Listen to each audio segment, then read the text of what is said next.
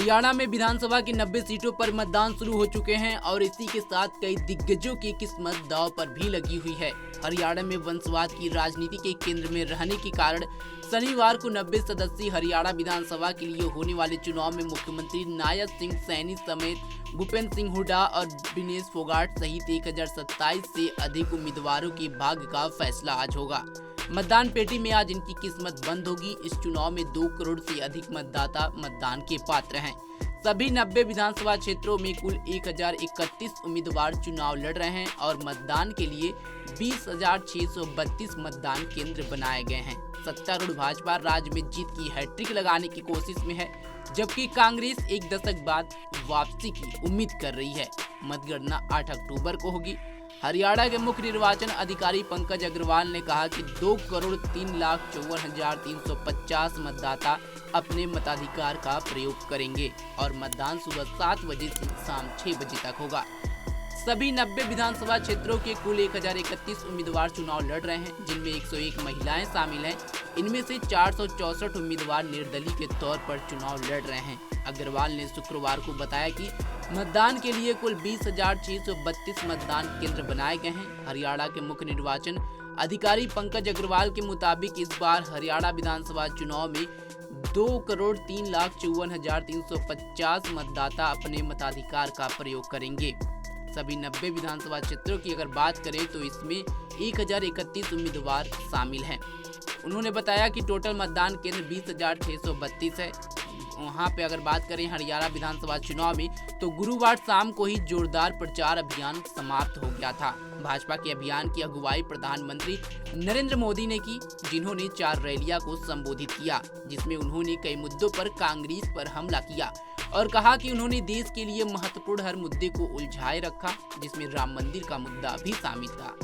कांग्रेस नेता राहुल गांधी ने भी कई जनसभाओं को संबोधित किया, जहां उन्होंने कहा कि हरियाणा में कांग्रेस की आधी चल रही है और उनकी पार्टी गरीबों और किसानों के लिए सरकार बनाएगी तथा राज्य के हर कोने में मोहब्बत की दुकान खोलेगी। पिछले विधानसभा चुनाव 2019 में भाजपा ने 40, कांग्रेस ने 31 और जेजेपी ने 10 सीटें जीती थी। कांग्रेस ने भिवानी विधानसभा सीट अपने इंडिया ब्लॉक पार्टनर CPIM के लिए छोड़ दी है, जबकि भाजपा सिरसा सीट पर चुनाव नहीं लड़ रही है, जहां से हरियाणा लोकहित पार्टी के प्रमुख गोपाल कांडा फिर से चुनावी मैदान में है।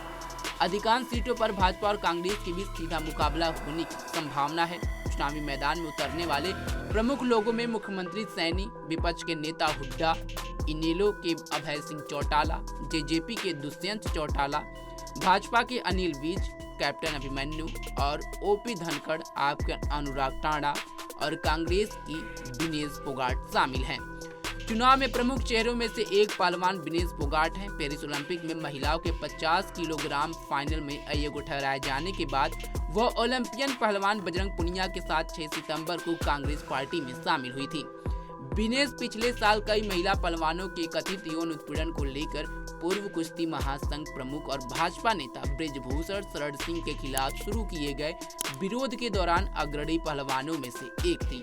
हरियाणा चुनाव की एक खास बात यह भी है कि इस बार 4 सीटों पर वंशवाद के नेताओं के बीच सीधा मुकाबला है, जिनमें एक नेता केंद्रीय मंत्री राव इंद्रजीत सिंह की बेटी आरती राव चुनावी मैदान में उतर रही हैं। तो वहीं उचाला कला में बृजेंद्र सिंह दुष्यंत चौटाला, तो शाम में श्रुति चौधरी, अनिरुद्ध चौधरी, रानिया में अर्जुन चौटाला, रणनीक चौटाला, डबवाली में दिग्विजय चौटाला, आदित्य चौटाला, अमित सिवाग में सीटें हैं, जहां वंशवाद के नेता राजनीतिक विरासत के दावेदार बनने की होड़ में हैं। इनके अलावा आदमपुर से भजन लाल के पोते भव्य बिश्नोई और अटेली से आरतिंग राव मैदान में हैं। तो सामा सीट से भाजपा के पूर्व सांसद श्रुति चौधरी और अनिरुद्ध चौधरी दोनों चचेरे भाई चुनाव लड़ रहे हैं।